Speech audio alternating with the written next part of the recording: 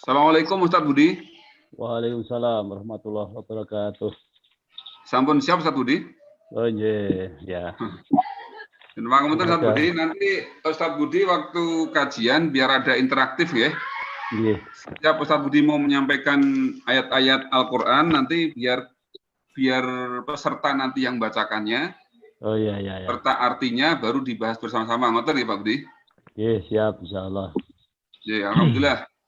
Ini yang terdeteksi via Zoom sudah 40-an yang masuk, ya baru 40 yang via Zoom. Yang YouTube kita belum ngecek, biasanya lebih banyak YouTube Ustadz. Iya. Demikian untuk itu, mari kita semuanya menyiapkan dan waktu sepenuhnya kami haturkan ke Ustadz Budi. Monggo Pak Ustadz Budi. Baik. Assalamualaikum warahmatullahi wabarakatuh. Waalaikumsalam warahmatullahi wabarakatuh. Innal hamdalillah nahmaduhu wa nasta'inu wa nastaghfiruh wa na'udzu billahi min syururi anfusina wa min sayyiati a'malina man yahdihillahu fala mudilla lahu wa man yudlil fala hadiyalah. Asyhadu an la ilaha illallah wa la syarikalah wa asyhadu anna Muhammadan abduhu wa rasuluh. Allahumma sholli ala Muhammad wa ala ali Muhammad amma ba'du. Bapak-bapak, saudara-saudara, ibu-ibu, peserta pengajian pada malam ini yang insya Allah dirahmati oleh Allah Subhanahu wa Ta'ala. Alhamdulillah, marilah kita panjatkan puji syukur kehadirat Allah Subhanahu wa Ta'ala karena pada kesempatan yang baik ini kita bisa melaksanakan kegiatan kita secara rutin, bisa beristiqomah di dalam suasana yang kita belum tahu sampai kapan dunia dan khususnya Indonesia ini ada pandemi COVID-19 dan alhamdulillah dari warga kita Majelis Tafsir Al-Quran secara umum ini untuk kasus pandemi 19 ini belum ada catatan yang jadi korban, artinya meninggal dunia. Nah, semoga kita juga berdoa kepada Allah, diri kita dan keluarga kita bisa terhindar, bisa terbebas dari pandemi 19 ini, dan kita bisa terus beristiqomah untuk melaksanakan kajian-kajian, kegiatan-kegiatan kita. Dan pada kesempatan ini juga kita di seluruh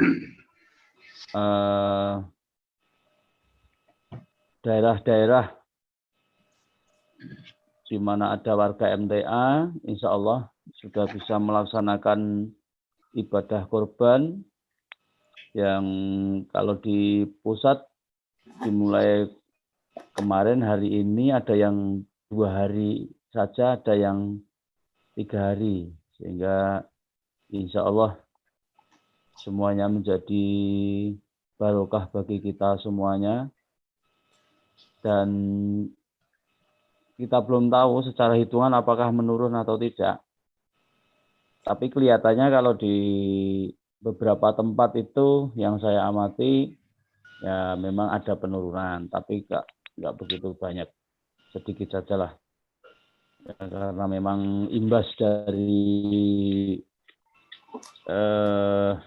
COVID-19 ini juga bisa berimbas pada urusan ekonomi.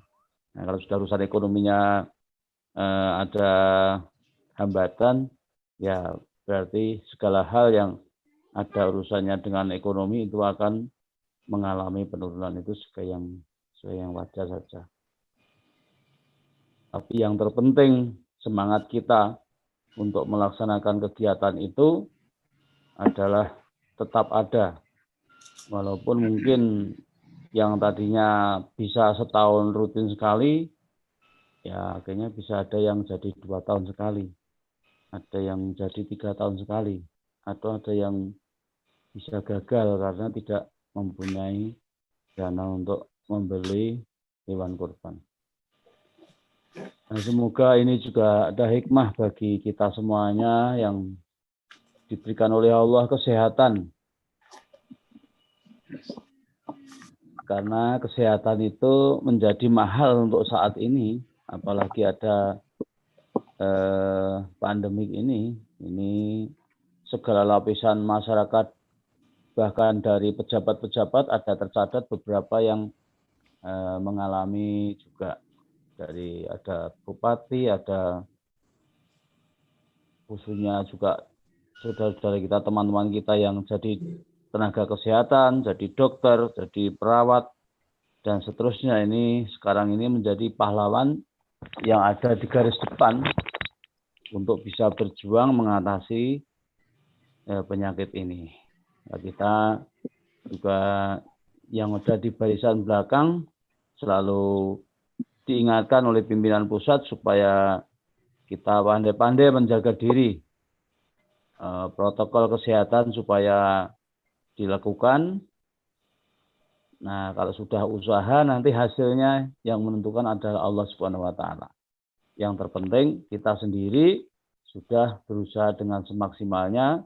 Nah, insya Allah usaha kita itu sudah mendapatkan poin, karena kita sudah menetapi standar-standar yang sudah dikeluarkan oleh Menteri Kesehatan atau dalam ini pemerintah. Baik Bapak, Ibu, dan saudara-saudara, saya juga perlu menyampaikan apresiasi kepada saudara-saudara semuanya yang ada di kawasan Jakarta Raya dan sekitarnya, istilahnya daerah barat Jawa ini. Moga-moga kegiatan-kegiatan yang semacam ini bisa diistiqomahkan dalam suasana ini. Terus bagi mungkin saudara-saudara yang belum bisa berkesempatan karena nggak tahu ya, mungkin ada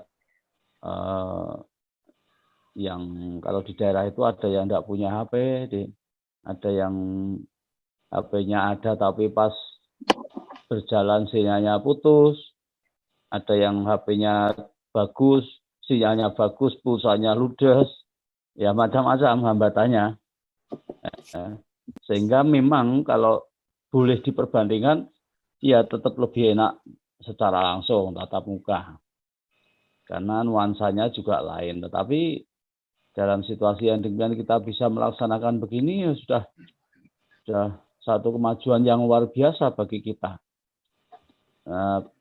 Bagi saudara-saudara kita yang sudah tua-tua begitu, teknologi semacam ini juga sesuatu yang baru, termasuk kita semuanya. Sehingga dengan adanya urusan ini, ternyata kita terjadi lompatan juga teknologi di dalam urusan pengajian. Ya, sehingga untuk pertemuan-pertemuan yang di daerah mestinya biasanya langsung, ini sekarang langsungnya lewat teknologi demikian, dari pertemuan guru daerah, dari pertemuan pimpinan pusat, dari pimpinan pusat dengan pimpinan-pimpinan daerah, dan kegiatan-kegiatan lainnya, termasuk kegiatan kita ini. Jadi itulah Bapak, Ibu, dan saudara-saudara yang perlu saya sampaikan sebagai pembuka pada saat ini. Dan kita akan membahas tentang makna-makna yang ada di dalam ibadah kita, ibadah kurban. Ya, jadi saya mengambil dari brosur kita di tentang kurban itu akan kita tinjau dari makna-makna yang tersirat di dalam urusannya dengan kurban. Ya, bahwa kita tahu kurban itu sebagai sesuatu ibadah yang khas. Ya, ibadah yang khas. Kenapa saya katakan khas? Karena ibadah ini melibatkan dengan makhluk lain di luar manusia, yaitu hewan. Pada ghalibnya apa pada umumnya, manusia itu memang sejak dulu itu selalu hidup berdampingan dengan hewan. Ya, baik yang hewan buas maupun hewan yang jinak. Nah, kita sebagai manusia ini diberikan karunia oleh Allah berupa tumbuh-tumbuhan maupun berupa hewan. Ini sebenarnya secara insting supaya dimanfaatkan oleh manusia. Ya, manusia dikaruniai oleh Allah di lingkungannya untuk menopang kehidupan manusia itu supaya bisa menjadi lebih baik. Sehingga boleh dikatakan bahwa manusia itu sebenarnya juga ada ketergantungan dalam hidupnya terhadap hewan. Ya, bisa kita bayangkan misalnya kita hidup tanpa hewan itu ya jadi susah. Ya, jadi susah. Susahnya apa? Mungkin ada yang pikir, saya hidup enggak dengan hewan, saya hidup di lingkungan manusia. Iya, tetapi dalam kehidupannya ternyata tubuh kita itu membutuhkan anasir-anasir gizi yang menyokong kesehatan juga dari hewan juga salah satunya. Orang biasa lauk ikan itu juga hewan. Orang biasa lauk ayam juga hewan. Lauk daging kambing hewan. Daging sapi ya hewan. Sampai wah itu kan yang kalau orang lauk ikan asin juga hewan.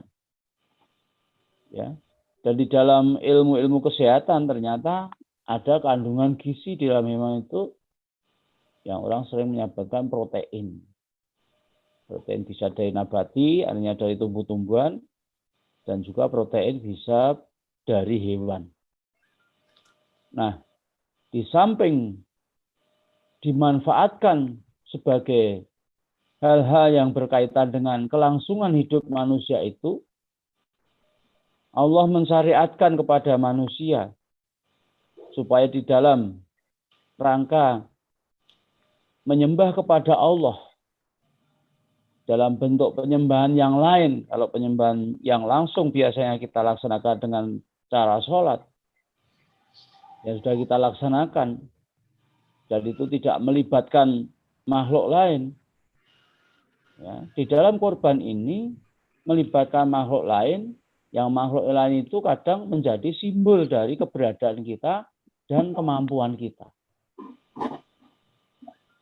Kalau orang-orang zaman dahulu, orang kaya itu bisa dilihat dari jumlah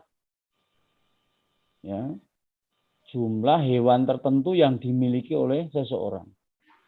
Bahkan sampai sekarang masih ada di daerah-daerah, saya pernah melihat itu, pernah mendengar, baca di daerah-daerah Flores itu, orang yang teranggap mempunyai kekayaan, salah satunya adalah bagi siapa yang mempunyai hewan yang paling banyak. Mempunyai sapi yang paling banyak kalau di sana. Sehingga ada orang yang satu orang punya sapi sampai 500, 700, ya. Dan di beberapa tempat di luar negeri juga begitu.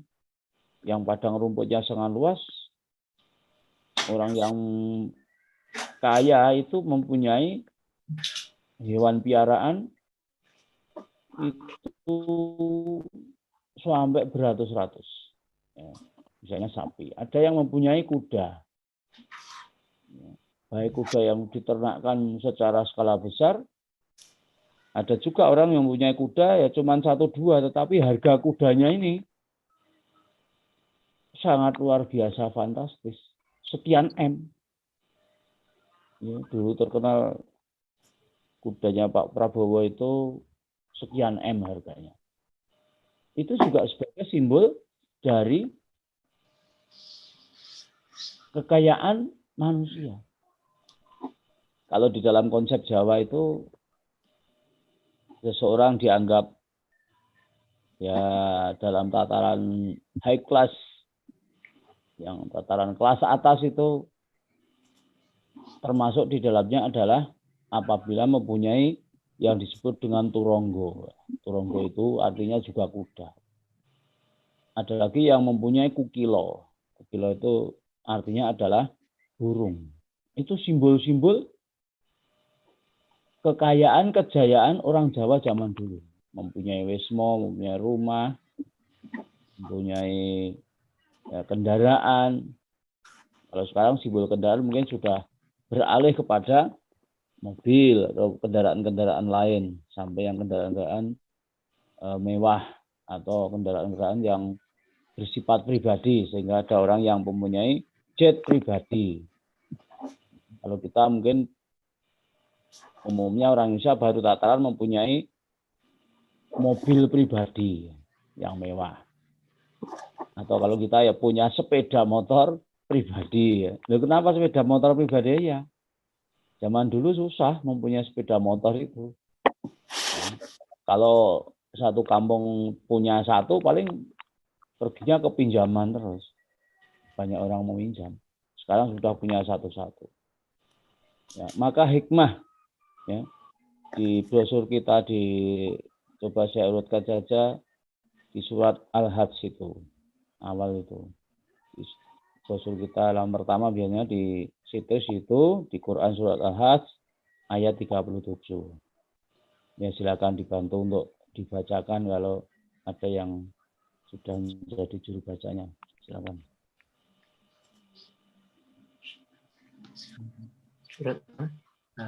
Surat Al-Hajj ayatnya 37.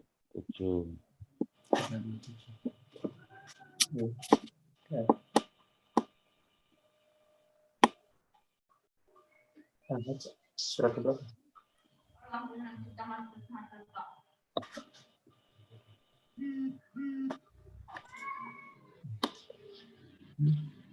Silakan.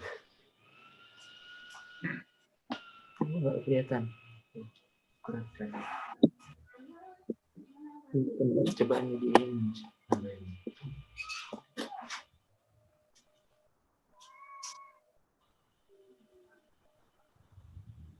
Monggo disimak Quran surat Al-Hajj surat ke-22 ayat 37.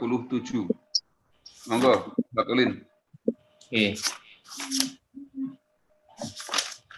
Ayat ke-37 ya, Pak? Iya.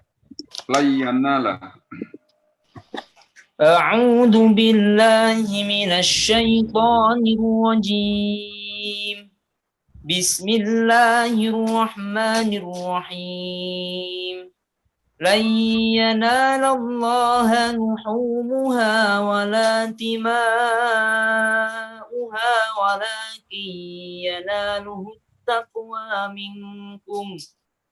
Kadzalika sakhkharaha lakum litukabbirullaha ala ma hadakum wa basyiril muhsinin. Artinya, daging atau hewan kurban dan darahnya itu sekali-kali tidak akan sampai kepada Allah. Tetapi yang sampai kepadanya adalah ketakwaan kamu. Demikianlah dia menundukkannya untukmu agar kamu mengagungkan Allah atas petunjuk yang dia berikan kepadamu. Dan sampaikanlah kabar gembira kepada orang-orang yang berbuat baik. Ya, dari ayat ini kita bisa merasakan bahwa pengorbanan kepada Allah itu maknanya agak menjadi simbolik. Menjadi simbolik. Kalau kita kan maknanya secara lugas, daging-daging yang disembelih itu memang kita gunakan. Kita makan. Ya. Jadi artinya bahwa pertama di situ menangkal satu doktrin bahwa ketika ada pengorbanan, ya, itu biasanya secara umum yang dikorbankan itu untuk yang membutuhkan korban. Nah, misalnya Ya, kita mengorbankan buah kita kepada tetangga kita untuk diberikan kepada tetangga kita. Artinya bahwa tetangga kita ikut makan dari buah mangga misalnya yang diberikan kepada tetangga kita. Gitu. Ya Allah memberikan satu perintah kepada kita supaya berkorban itu esensinya adalah sampai di mana ketinggian jiwa seseorang dalam rangka bertakarub kepada Allah Subhanahu wa taala. Dalam rangka mendekatkan diri kepada Allah Subhanahu wa taala lantaran dia mengorbankan sesuatu yang sangat dicintainya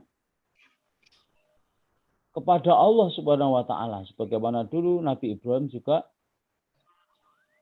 mendapatkan perintah untuk mengorbankan putranya yang sangat dicintainya dan itu dilaksanakan. Ya, dilaksanakan. Ada ketetapan hati untuk melaksanakan. Kayaknya ujian itu oleh Allah dinyatakan lulus. Sehingga ketika hampir saja katakanlah untuk menyembelih putranya yang bernama Ismail, ya turunlah firman Allah untuk membatalkan. Itu sebagai satu ujian. Nah kita juga, ya, esensi dari pengorbanan itu adalah bukan dagingnya, bukan karena darahnya. Dengan cara disembelih, itu Allah tidak butuh daging, tidak butuh darah.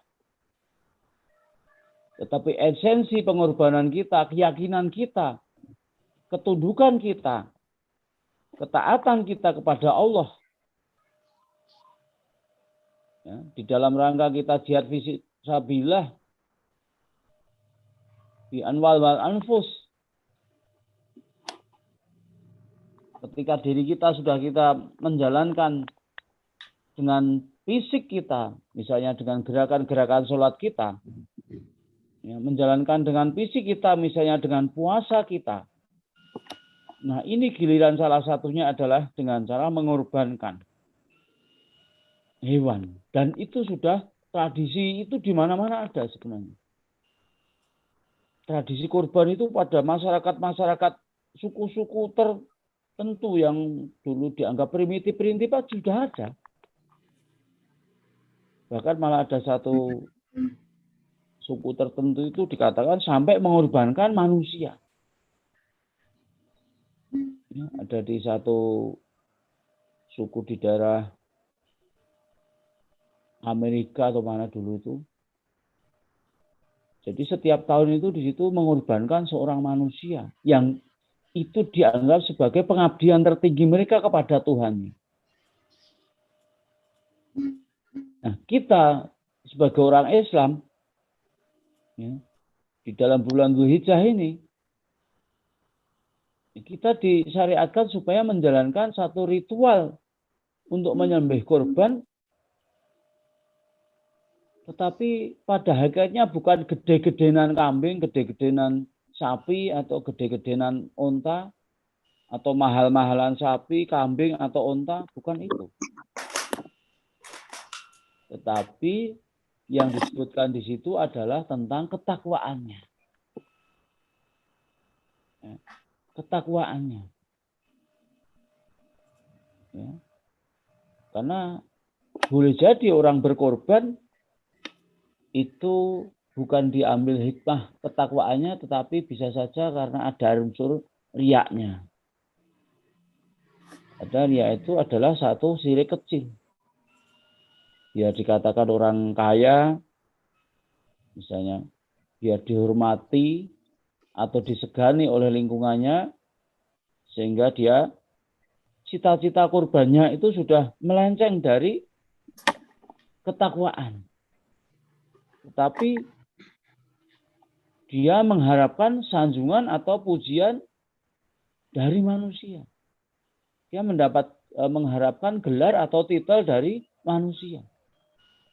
Dia dikatakan dermawan. Dia dikatakan orang kaya. Wong gen gumun. Suapine gede banget. Ya toh. Regane sak miliar punjut, bobote sak ton misalnya. Orang berkorban dengan yang besar itu bagus. Cuma memang cobaannya juga jadi berat. Jadi besar. Cobaan dipuji. Cobaan dijadikan ya trending topik misalnya. Ya. Jadi secara fisik ya, esensi darah atau dagingnya itu tidak berarti apa-apa bagi Allah. Itu berartinya bagi manusia. Ini kalau sapinya gemuk, kambingnya gemuk, ya otomatis dagingnya banyak. Nah, kalau dari panitia korban itu biasanya kan ada standarnya. Yang saya tahu itu diharapkan dagingnya ya yang hewannya yang mempunyai daging yang gemuk. Ya. Ciri gemuk itu kalau hewan itu, kalau yang saya tahu itu dari pusat itu iganya ya yang paling bagus tidak kelihatan. Yang kurus itu kalau kelihatan iganya bisa dihitung ada 3 atau 4, nah itu sudah termasuk kurus. Nah, kalau bisa ya mencari hewan yang gemuk. Karena itu urusannya dengan daging. Tapi bagi Allah, daging, darah itu nggak ada nilainya apa-apa bagi Allah. Yang ada nilainya adalah ketakwaan. Ketakwaannya kepada Allah. Nah, yang demikian itu menjadi satu pesan bagi kita bahwa seberapapun hebatnya kita melaksanakan satu ibadah, itu tidak boleh bersandar atas penilaian kepada manusia. Tetapi tetap kita bersandar penilaian itu kepada Allah. Boleh orang melaksanakan korban dengan hewan korban yang sehebat-hebatnya, yang seberat-beratnya. Tetapi harap diingat bahwa semuanya itu tertuju hanya kepada Allah, tertuju hanya urusan dengan ketakwaan itu.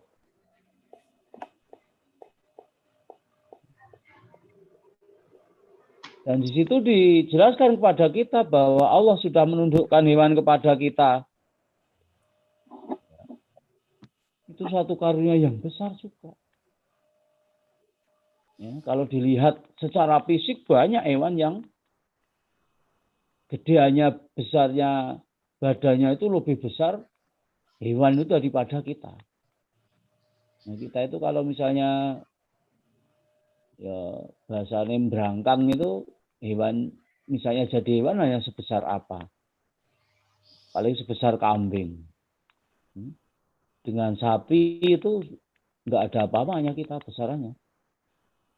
Tetapi dengan ilmu yang diberikan oleh Allah kepada kita, manusia bisa menundukkan hewan. Ya, hewan yang besar, sejenis kerbau, sapi, ya. Itu ternyata manusia mempunyai teknik supaya bisa nurut. Ya, dengan diberi tambang, dicocok hidungnya, gitu. Termasuk dalam penyembelian itu juga ternyata ada teknik. Ya, dengan memakai tali yang disambirkan pada tubuh hewan itu, diubet-ubetke, ditarik, ternyata bisa dirobohkan dengan mudah. Karena ada alat, karena ada kemampuan manusia, yang ilmu itu diberikan oleh Allah, manusia bisa berpikir, sehingga manusia bisa menundukkan hewan itu. Bahkan sampai yang hewan-hewan buas saja, manusia mempunyai kemampuan untuk menundukkannya. Jadilah bonbin, kebun binatang. Yang isinya itu hewan-hewan buas, salah satunya di sana ada. Lah piye carane dhisik ya itu perlu keahlian. Tidak sembarang orang. Nah, itu perlu ilmunya. Tapi semua sebenarnya bisa menyapai itu kalau mau belajar. Itu karunia yang diberikan oleh Allah. Ya.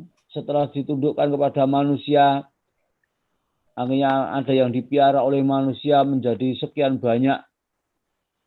Ya. Hewan mereka pada berkeliling di sekitar mereka. Ada orang yang punya ayam ribuan, ada yang punya kambing ribuan, ada yang punya sapi ribuan, dan seterusnya. Yang demikian itu diperintakan oleh Allah supaya menjadi sarana untuk mengagungkan Allah. Menjadi sarana untuk selalu berzikir kepada Allah, ingat kepada Allah. Ada kewajiban untuk zakat, menzakati setiap hewan yang dipiara, ya, dengan ukuran-ukuran tertentu. Itu selalu supaya manusia itu ingat bahwa apa yang dimiliki oleh Allah, oleh manusia itu asalnya dari Allah, ya, digunakan sebagai sarana prasarana untuk mengagungkan Allah. Ya. Dan fisik hewan itu digunakan oleh manusia untuk memenuhi kebutuhan fisik hidupnya.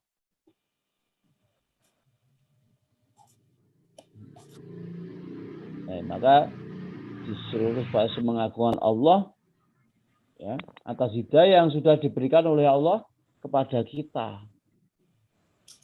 Dan alhamdulillah, moga-moga kita semua yang berkorban ini betul-betul memurnikan pengorbanan kita demi ketaatan kepada Allah Subhanahu wa taala. Dan moga-moga kita termasuk yang mendapatkan hidayah. Karena apa? Banyak orang yang secara kekayaan mampu, tetapi dia tidak pernah melaksanakan kurban. Berapa banyak orang di dunia ini yang dalam hitungan majalah-majalah tertentu yang menghitung orang-orang kaya sedunia itu kekayaannya mencapai sekian triliun.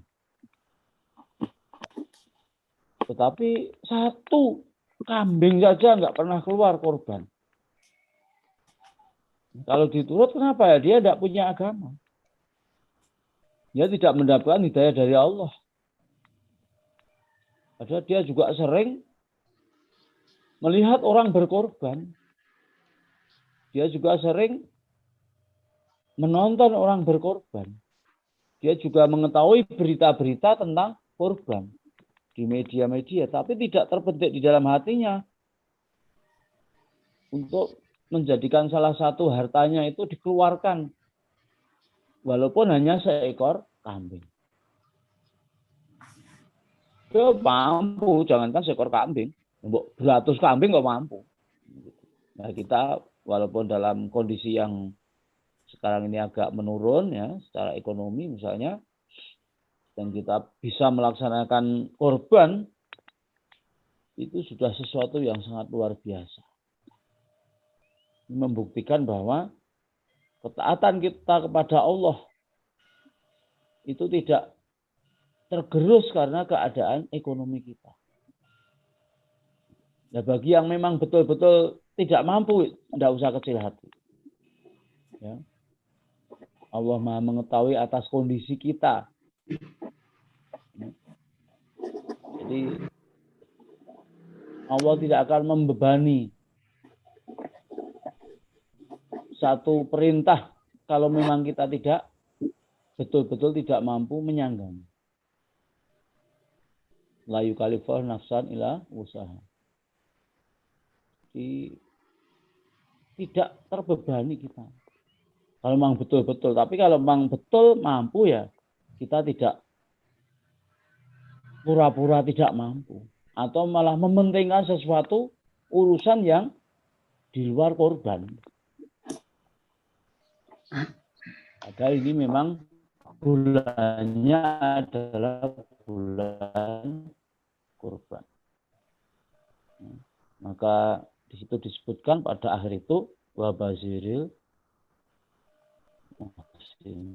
orang-orang yang berbuat baik itu dalam urusannya penyembahan kepada Allah yang secara hitungan matematis mungkin berkurang, harusnya diberikan untuk ini, untuk ini, untuk ini, ternyata mampu untuk melaksanakan kurban, kita berikan kabar gembira. Kabar gembira apa? Nah, itu tentu balikannya pada orang-orang yang bertakwa tadi. Ya. Jadi kabar gembira itu sesuatu yang secara harfiah menjadikan hati itu senang. Yang diberikan kepada orang-orang yang bertakwa. Apa itu? Dalam satu ayat lain, supaya kita itu wabashir ladzina amanu amilus solihati. Orang-orang yang iman dan beriman dan beramal soleh. Apa dia satu analahum jannatin tajri min tahtihal anhar. Atas mereka itu diberikan oleh Allah surga yang mengalir di dalamnya, di banyak itu sungai-sungai, artinya ada segala kesenangan yang ada di sana. Di situ ditutup uidat lil muttaqin. Tutupannya ya kembali ke sana. Hanya diberikan oleh orang-orang yang bertakwa. Kalau sudah di situ disebutkan begitu, berarti bagiannya orang yang bertakwa itu oleh Allah memang diistimewakan. Diistimewakan. Biarpun mungkin kita di dunia ini secara kehidupan rata-rata saja. Ya, kelas kita ya kelas biasa-biasa, tidak high class tadi, tidak golongan orang-orang yang secara pandangan kehidupan dunia ini menjadi orang-orang yang sangat mampu sekali. Tetapi orang yang berkorban itu dalam pandangan Allah adalah orang yang sangat mampu. Karena dia diberikan petunjuk oleh Allah dan mampu melaksanakan dengan segala kekuatan yang ada. Dengan segala kemampuan yang ada. Kudune nggo tuku pulsa, kudune nggo ya, tuku ngene. Ternyata mampu disisihkan untuk berkorban. Maka kalau sudah demikian, esensinya bahwa nilai ketaatan itulah yang akan menjadikan nilai kita di hadapan Allah menjadi besar. Nah, orang-orang yang bertakwa itu akan mendapatkan satu nilai yang sangat istimewa di hadapan Allah. Nah, itu ya tidak gampang.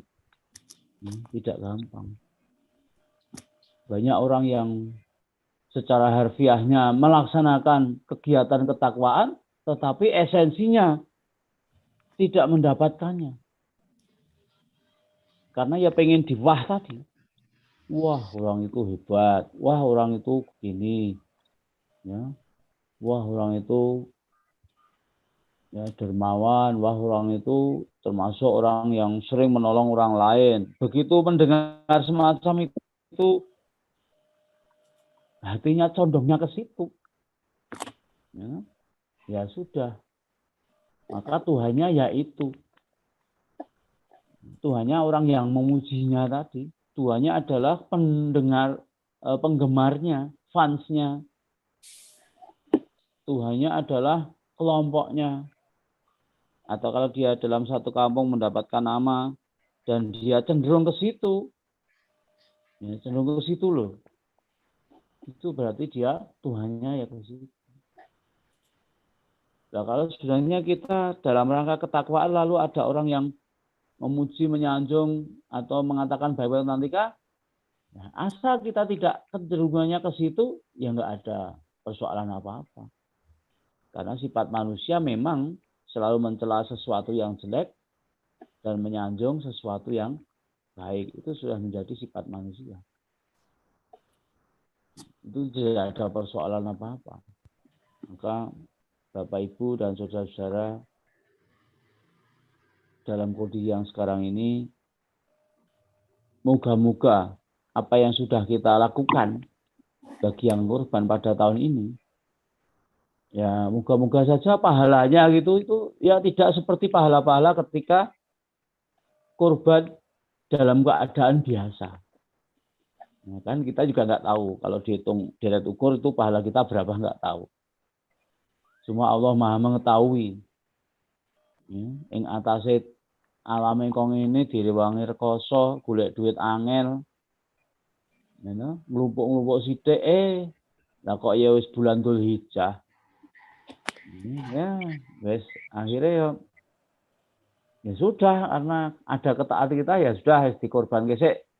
Yang lain-lain dihindari dulu, yang lain-lain dipending dulu atau yang lain-lain dibatalkan dulu, digagalkan. Akhirnya kita masuk ke sini.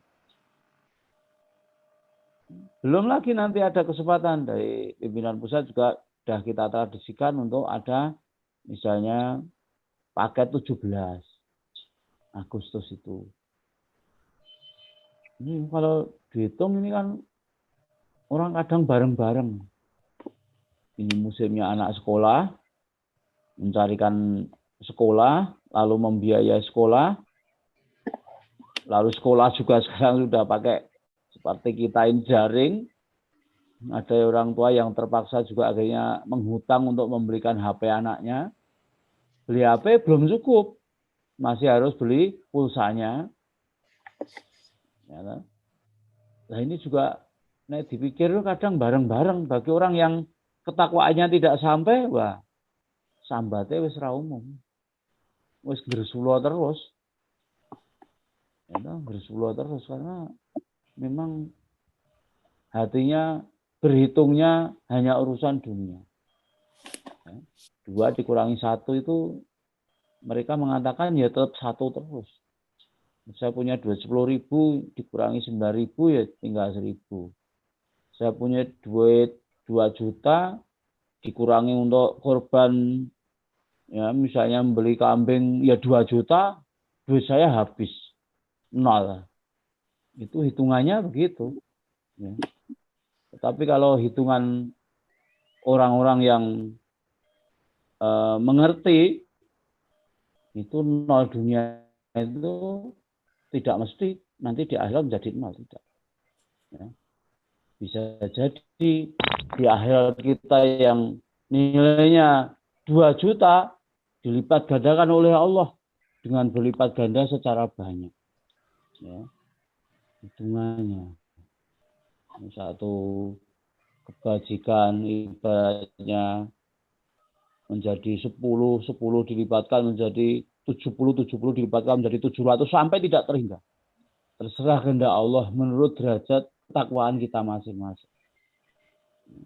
Maka hitungan hewan kurban itu orang juga nggak bisa kalau orang kurban hewannya besar nanti pahalanya pasti besar, belum. Bagi Allah masih banyak yang harus dinilai. Mestinya bagaimana usahanya, bagaimana hatinya. Ya, lalu setelah dikorbankan bagaimana reaksi hatinya. Wah, ketika misalnya diviralkan orang korban dengan ini sekian-sekian ditonton banyak orang, lalu banyak masuk sanjungan. Itu bisa meneguhkan hatinya kepada Allah apa justru malah menggoncangkan. Termasuk yang kecil juga, wah dikandakne kancane, wah korbannya mung cilik, jane sudah memenuhi syarat nih cilik misalnya. Apakah itu menciutkan nyalinya untuk berkorban atau menjadikan kerdil hatinya ketika menerima ya omongan orang atau tidak? Karena memang kemampuannya hanya itu misalnya. Nah, kalau sudah begitu kan urusannya sudah masing-masing. Nah, kalau urusannya sudah masing-masing begitu, ya sudah, serahkan saja pada Allah. Kita tidak perlu menilai orang. Kita juga tidak perlu dinilai orang. Karena ketakwaan itu adalah at-taqwa hauna, kata Rasulullah. Takwa itu ada di dalam, ya, menunjuk dalam dadanya atau dalam hatinya. Yang tahu hakikat sebenarnya Allah. Ya. Memang kita merasakan aja. Lagi aku korbani pinginnya apa? Apa pengen disanjung? Apa pengen betul-betul mendapatkan karunia dari Allah? Apa ya hanya malu sama tetangga karena tetangganya umumnya pada korban kok tidak? Gitu. Atau wah karena saya ini sekarang menduduki jabatan tertentu, wah saya tak berkorban. Nanti ketika dia sudah tidak terpilih lagi, misalnya nggak jadi DPR, wah kok nggak korban lah. Dulu itu mensyukuri nikmat dari Tuhan yang karena saya sudah jadi DPR. Nah sekarang sudah nggak jadi DPR lagi ya saya jadi nggak korban. Mau jadi DPR aku ya korbannya ya. Misalnya bahasa-bahasa begitu misalnya kalau ada lah semacam itu juga menjadikan tidak baik. Ya, maka kita warga majelis kalau sudah biasa korban malah kita istiqomahkan. Ya. Mungkin yang duitnya ya sedang-sedang saja itu piye carane. Saya sering beberapa kali menyampaikan, ayo dibiasakan nabung. Ya, nabung di rumahnya masing-masing. Memang tabungannya itu khusus untuk korban. Ya, alasannya yang pas korban, wah nah ini sedang susah, sedang nggak punya uang. Lah iya, memang sejak awal tidak disiapkan untuk mempunyai uang. Tapi kalau menyiapkan untuk mempunyai uang, ya, dengan cara menabung, ya, 10.000, apa 5.000, apa kadang ya 2.000, kadang mungkin hanya 1.000, ning terus selama setahun itu, khusus memang tidak diambil kemana-mana. Ini pikirannya untuk korban terus, insya Allah akan mampu.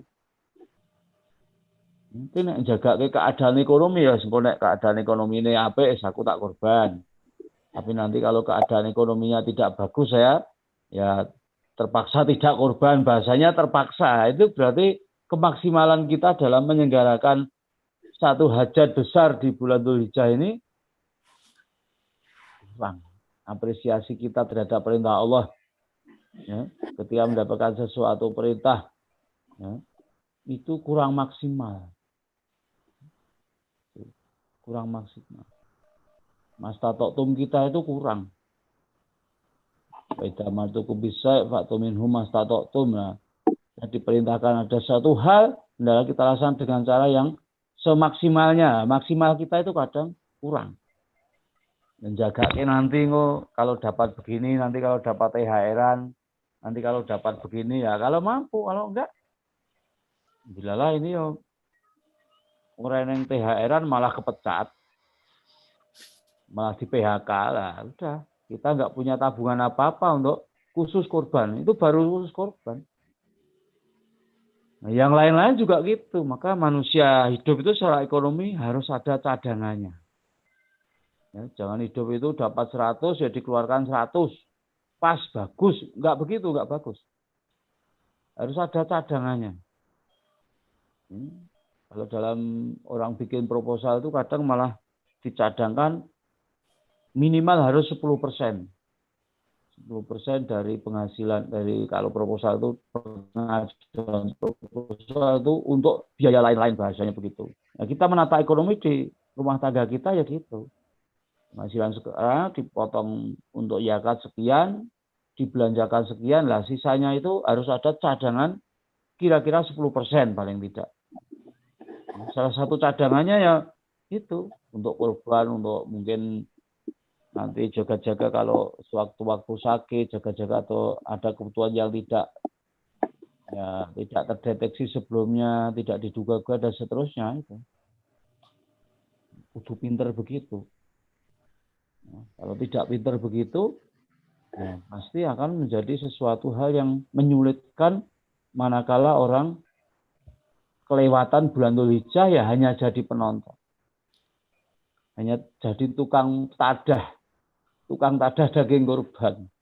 Ya, tangannya begini terus, tidak begini. Kalau orang korban kan tangannya begini. Ya, bisa dimakan sendiri, bisa memberikan kepada orang lain. Nah, maka saudara-saudara, ya, yang penting ya, bagi yang sudah berkorban Moga-moga apa yang kita laksanakan ini betul-betul karena hanya Allah Subhanahu wa taala. Tidak kepada yang lain-lain. Dan bagi yang belum karena ada kendala-kendala tertentu, ya moga-moga kedepannya kita bisa mengatasi. Ya perlu teknik-teknik tertentu. Kendalanya apa kok tidak bisa korban? Ya, oh biayanya ini lagi kena ini. Untuk urusan ini lah. Maka harus ada kantong khusus yang bisa diproyeksikan nanti ke depan setahun yang akan datang dimulai sekarang. Dimulai sekarang bagaimana supaya bisa melaksanakan korban itu. Sehingga kita betul-betul akan mencapai derajat ketakwaan di sisi Allah lewat korban ini. Salat awake dhewe rapati apik, posone ya rapati apik. Ibadah widala ya rapati apik, ada kesempatan beribadah ning bulan Dzulhijjah korban ya ora iso. Ya. Kabeh terus dadi ora apik. Adalah kita kepada Allah itu juga punya unggulan-unggulan potensi kita yang ada apa semaksimalnya kita laksanakan. Mungkin sholat wajib kurang-kurang tambahi sholat sunai. Mungkin sholatnya sampai mungkin ngon puasanya memang kurang. Ngon korbannya bagus. Nah gitu sehingga kemaksimalan diri kita masing-masing itu sesuai dengan potensi kita. Ya, jangan sampai semuanya nek dicoro di rata-rata wis kurang kabeh. Salate ora, posone ora, kurang bagus, amal sedekahnya juga kurang bagus. Kenapa tidak bagus? Ternyata faktanya karena dia tidak pandai memanajemen tentang itu. Maka bagi warga MTA ya, supaya kita dalam melaksanakan pengabdian kita, penghambaan kita kepada Allah itu bisa maksimal, nah kita perlu manajemen. Kalau sholat ya ada urusan manajemen waktu, ada urusan manajemen tempatnya, dan seterusnya. Kalau urusan korban ini ya manajemen keuangan itu menjadi dasar, lalu nanti manajemen kolbunya bahasanya gitu. Itu juga menjadi basic di ayat itu. Ini saya sekedar mengulang dari apa yang ada di dalam brosur kita. Semoga hal semacam itu menjadi penandasan bagi kita bahwa titik tekan ya, entry point dari korban itu bukan masalah besar-besaran, bukan masalah hebat-hebatan, bukan masalah dirayakan, dipublikasikan dan seterusnya, tetapi tetap entry point-nya adalah pendekatan kita kepada Allah ini berhasil atau tidak. Ya, kalau dipenuhi dengan jiwa penghambaan kepada Allah Subhanahu wa taala, dipenuhi dengan kebersihan hati bahwa ini adalah satu perintah dan kita laksanakan dengan semaksimalnya, insya Allah akan sampai. Ya begitu Bapak Ibu, saya mungkin baru mengkaji satu ayat itu, ya titik poinnya di situ. Moga-moga ini bisa dipahami. Saya mungkin tidak lama-lama ya untuk malam ini. Biasanya agak enggak apa-apa. Saya rasa begitu untuk pengajian pada malam ini. Silakan kalau saya tadi ada dialog-dialog, silakan supaya bisa berkembang. Saya baru satu ayat itu. Silakan, monggo. Terima kasih Ustadz atas tausiahnya. Selanjutnya, mari dari peserta yang menyimak lewat YouTube maupun lewat Zoom, yang mana sampai saat ini tercatat untuk kajian MTA perwakilan Jakarta, Jabar, Banten, wilayah timur, yang meliputi 3 perwakilan ya, Cikarang atau Kabupaten Bekasi, Kerawang, dan Purwakarta. Ini alhamdulillah, monggo yang lainnya. Ini tercatat ada yang ikut YouTube ada 90-an, yang ikut Zoom ada Alhamdulillah. sekitar 38. Oh ya, alhamdulillah.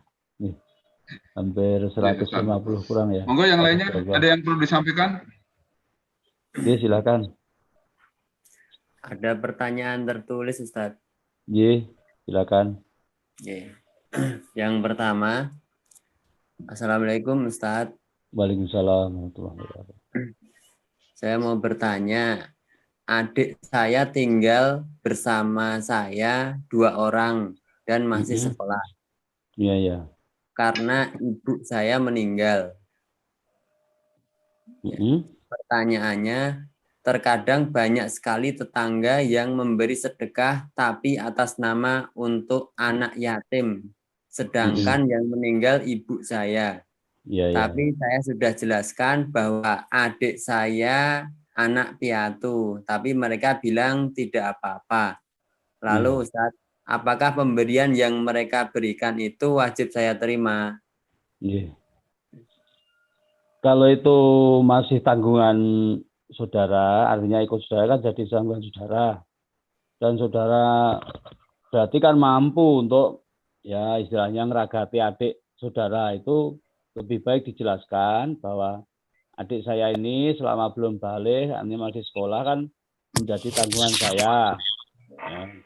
Ini dan saya tanggung sepenuhnya, sudah tidak ada persoalan apa-apa. Maka lebih baik diberikan kepada yang memang sangat membutuhkan, artinya orang piatu atau orang yatim atau siapa saja yang memang dalam keadaan kekurangan. Tidak ada orang yang menanggungnya. Ya gitu. Mungkin kalau pemahaman masyarakatnya ya gitu ya, mesake begini-begini gitu. Padahal itu mampu ikut saudara dan itu mampu saudara jamin ya. Seharusnya kalau sudah mampu begitu ya tidak usah diterima saja, dijelaskan secara baik. Gitu. Ustaz, pertanyaan selanjutnya tertulis ini. Ya. Assalamualaikum Ustaz. Waalaikumsalam warahmatullahi wabarakatuh. Mau tanya, ada 2 pertanyaan. Yang pertama, bolehkah melaksanakan akikoh di tempat atau daerah yang bukan tempat kelahiran si bayi? Misal lahirnya di Karawang, akikohnya di kampung. Ya. Ya boleh saja. Tidak mensyaratkan harus di tempat kelahirannya. Gitu. Pokoknya banyak orang yang lahirnya di Kalimantan, ya toh, baru berapa gitu terus belum 7 hari atau misalnya dibawa ke rumah neneknya di mana, ya tetap di Kalimantan tapi pindah mana dan sebagainya. Boleh saja kalau masalah tempat itu nggak mengikat, yang mengikat itu harinya. Ya, ya bisa saja setelah lahiran kos-kosan entek rakwat bayar terus ganti kos. Akhirnya pindah nggon sing golek sing kosan luwih murah, berarti kan ya pindah.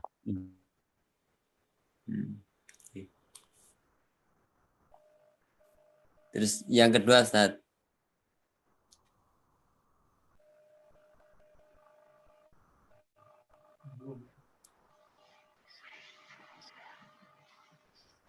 Yang kedua, Ustaz. Sepertinya terputus ya. Apa jaringan tempat Ustadz ada masalah ya? Di Ustadznya sih stuck ya. Stuck, nggak bergerak videonya.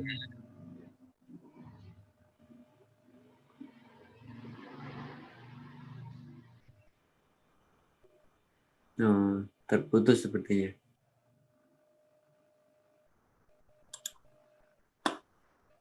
Gimana Pak Miftah, bisa bantu komunikasi dengan beliau?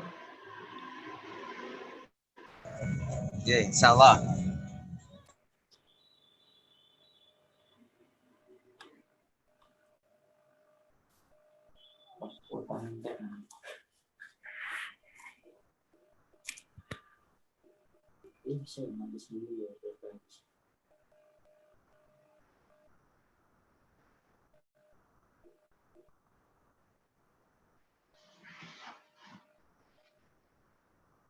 Gimana Mas Miftah? Hasil komunikasi?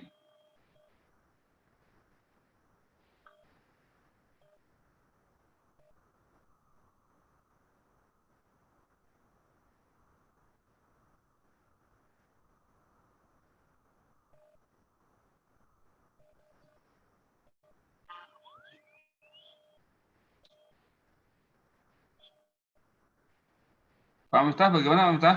Monitor?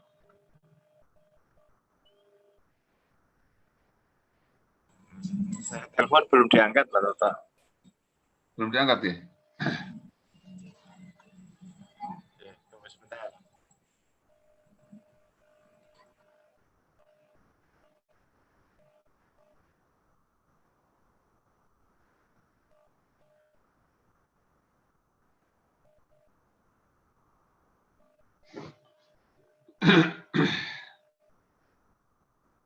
Barangkali ada nomor HP yang lainnya. Pak D. Tarwo Cikarang, bisa dibantu? Nomor HP lainnya?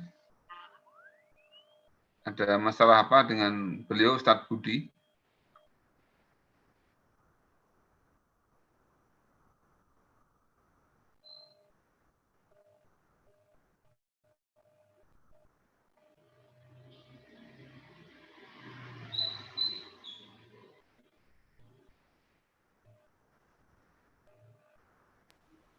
Ustadz Budi sudah nyambung lagi, Pak Toto.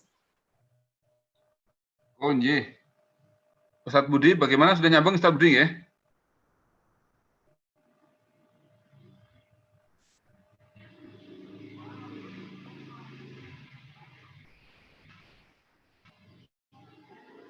Ya, Ustadz Budi sampun nyambung malih.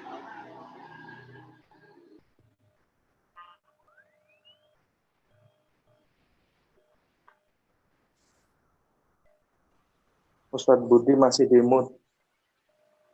Mas Fajar, tolong. Mas Fajar. Sudah saya unmute, tinggal konfirmasi di Ustadz Budinya. Nah, sekarang udah.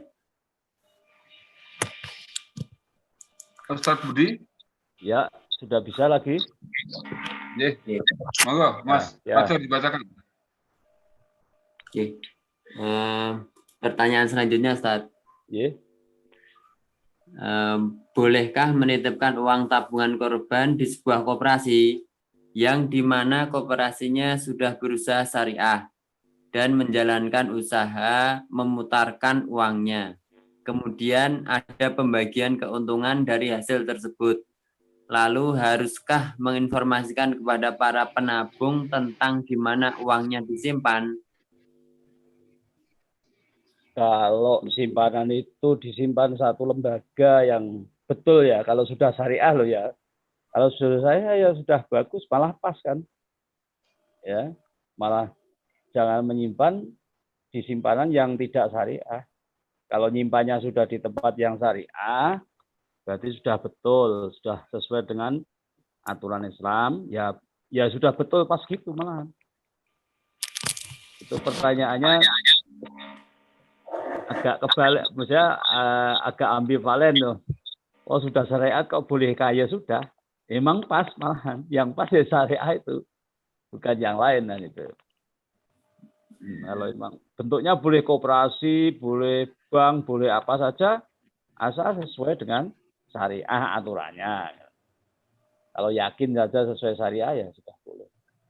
Kalau di situ ada, memang bukan syariah, biarpun syariah kan ada perjanjian tertentu, kalau uangnya diputarkan begini-begini mendapatkan apa istilahnya dividennya, ya sudah wajar karena uang kita diputar untuk suatu usaha dari ekonomi atau bank dan dia menghasilkan laba, tentu itu semacam kita menanam saham. Karena kita andil dalam penanam sahamnya, ya kalau ada keuntungan mestinya kita juga mendapatkan. Biasanya nanti di akad perjanjiannya ada semacam itu. Itu bahasanya bukan boleh, malah harus. Harus mestinya simpanan kita semuanya, bahwa namanya koperasi, bahwa bank itu harus di yang sifatnya syariah.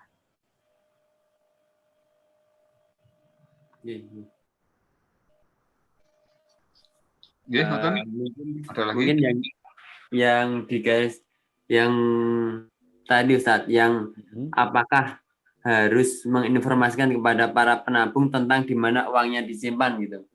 Jadi kayak seperti buat usaha apa atau apa itu, apakah harus diinformasikan kepada penabungnya gitu Ustadz?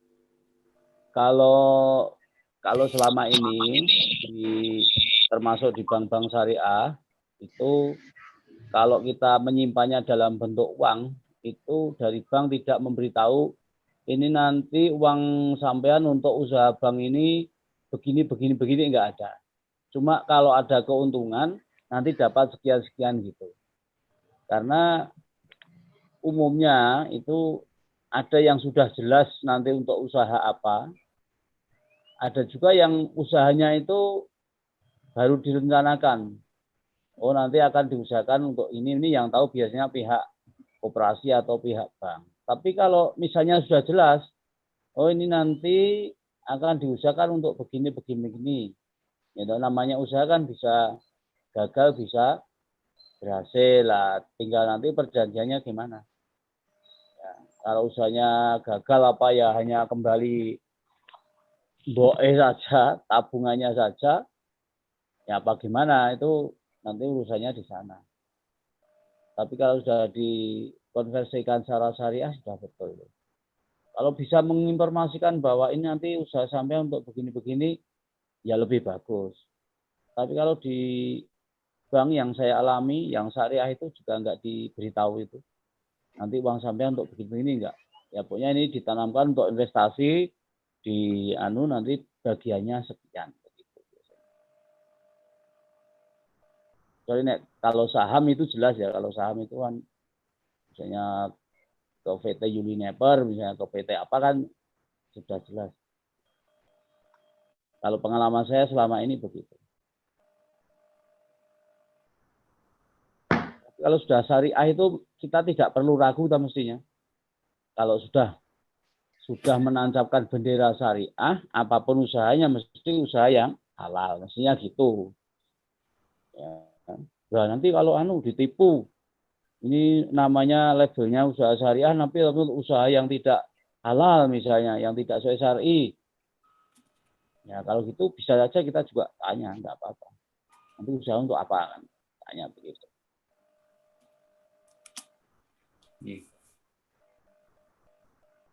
Ustaz. Masih ada pertanyaan selanjutnya nih, Ustaz. Iya. Assalamualaikum warahmatullahi wabarakatuh. Waalaikumsalam.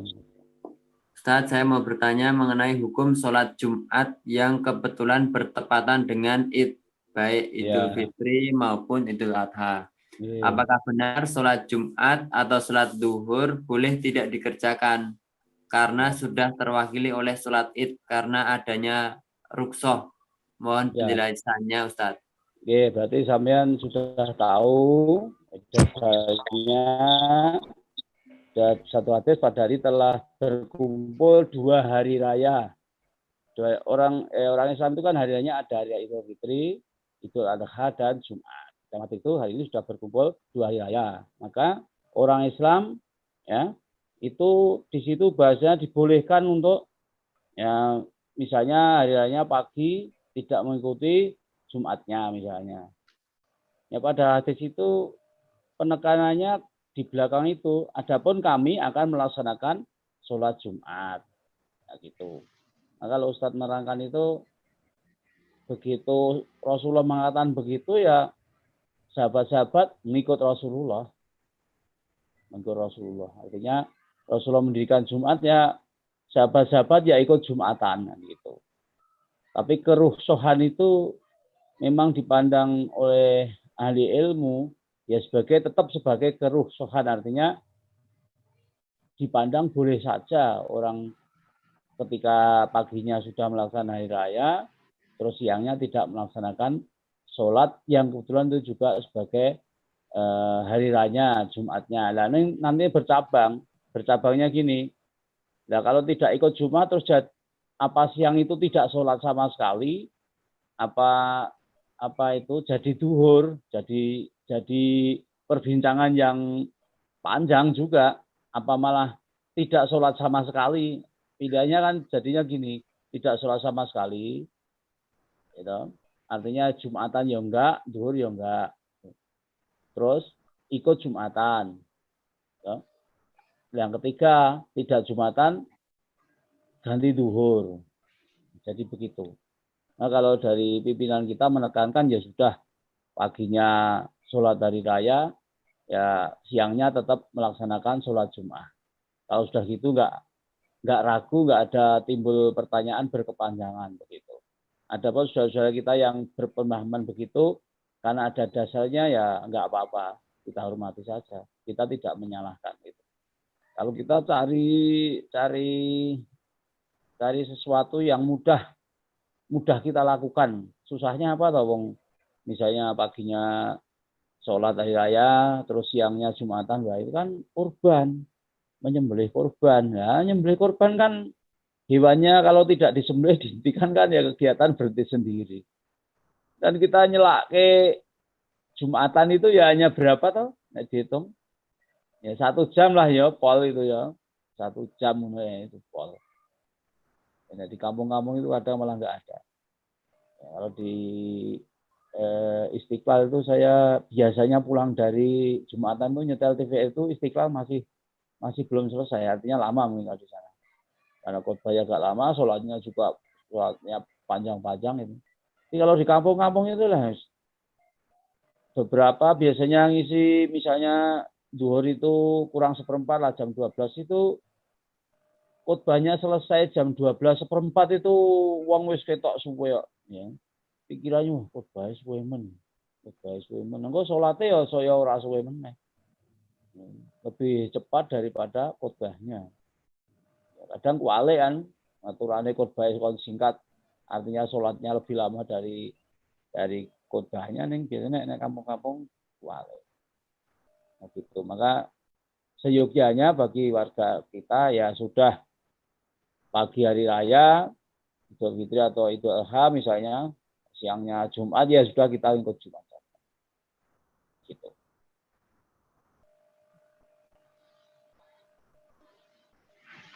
Masih ada Mas Eko, Mas Fajar?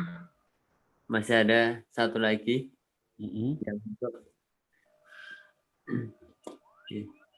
Dari Purwakarta ini, Ustaz. Ya.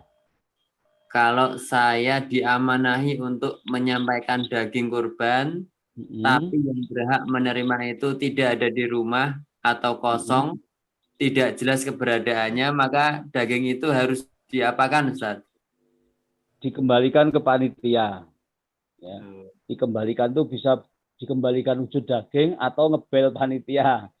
Gitu. Dan nanti ini orangnya nggak ada, malah harus digembok.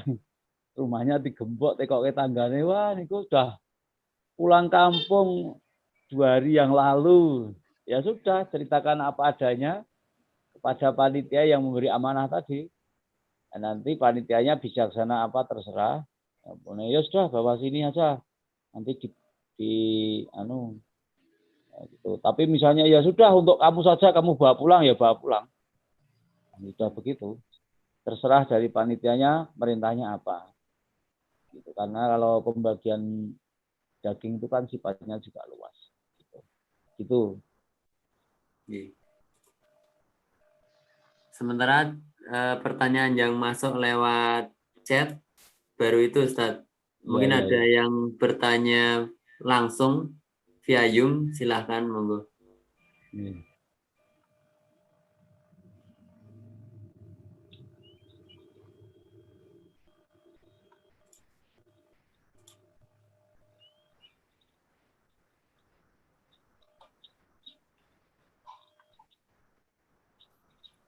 Monggo silahkan yang via Zoom.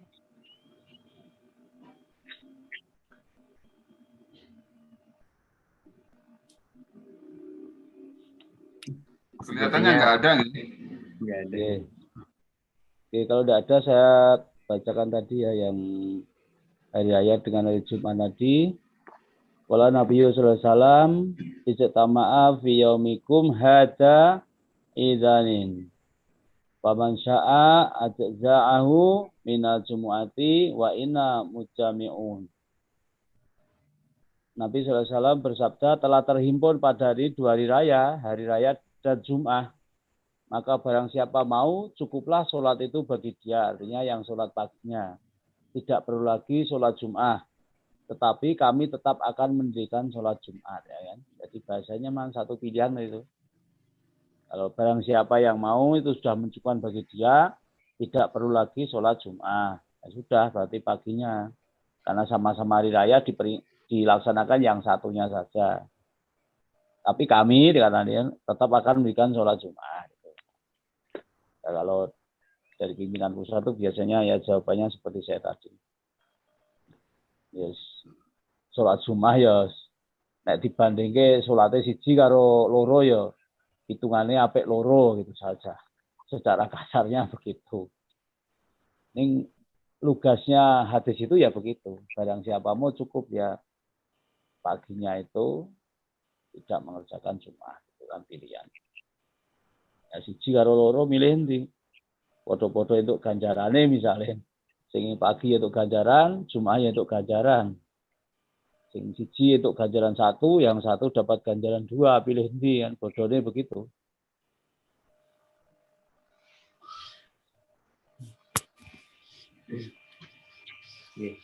Sampun? Nggih, sampun Ustaz. Nggih. Matur nuwun monggo Ustaz untuk baik. Terima kasih saudara-saudaraku semuanya yang ada di belahan Jawa bagian kulonan. Ya, moga-moga saya sebenarnya sedang berpikir begini. Saudara-saudaraku ini kan banyak yang kerja di pabrik-pabrik. Ini kondisinya rata-rata gimana nih? Masih pada bekerja atau tidak itu? Yang kalau yang di pabrik alhamdulillah Ustaz. Sebagian besar masih kerja, tapi juga ada pabrik yang masih stop produksi ada, sehingga diliburkan, tapi sebagian kecil. Lalu ada juga pabrik yang produksinya hanya sekitar 50% atau 40%. Sehingga karyawan kadang-kadang masuk, kadang-kadang libur. Oh, di shift gitu ya. Sepekan tuh bisa libur 2 hari, masuknya 4 hari begitu Ustaz. Iya. Ya kita rapatkan kerjasama kita, pengurus dan seterusnya, dan warga juga supaya terbuka. Kalau ada kesulitan-kesulitan kita saling bantu-membantu. Pokoknya jangan sampai ada pesan dari pimpinan, jangan sampai ada warga kita yang kelaparan begitu bahasanya. Kalau ada yang terkena dampak ya baik langsung tidak langsung pandemi ini, supaya dari pimpinan-pimpinan berusaha untuk mengkoordinasi untuk memikirkannya.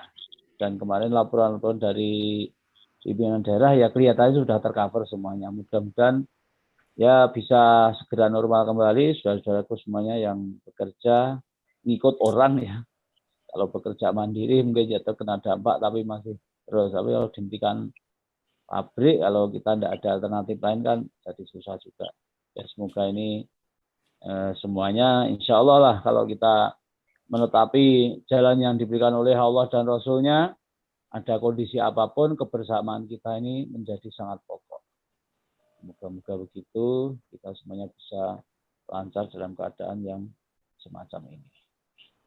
Begitu Bapak Ibu dan saudara-saudara, mohon maaf atas segala kekurangan dan segala kebaikan asalnya dari Allah. Moga-moga kita senantiasa dalam keadaan istiqomah di jalan Allah Subhanahu wa taala.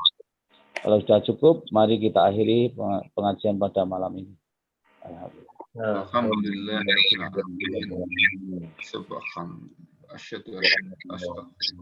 Assalamualaikum warahmatullahi wabarakatuh. Waalaikumsalam. Waalaikumsalam warahmatullahi wabarakatuh. Terima kasih Ustaz Budi atas tausiahnya, dan kepada Bapak, Ibu-Ibu untuk MTA wilayah perwakilan Cikarang, Karawang, dan Purwakarta. Mari kita sama-sama tutup untuk kajian kita tadi yang sudah diakhiri oleh Ustaz Budi, dan kembali kepada kegiatan berikutnya masing-masing anggota. Terima kasih.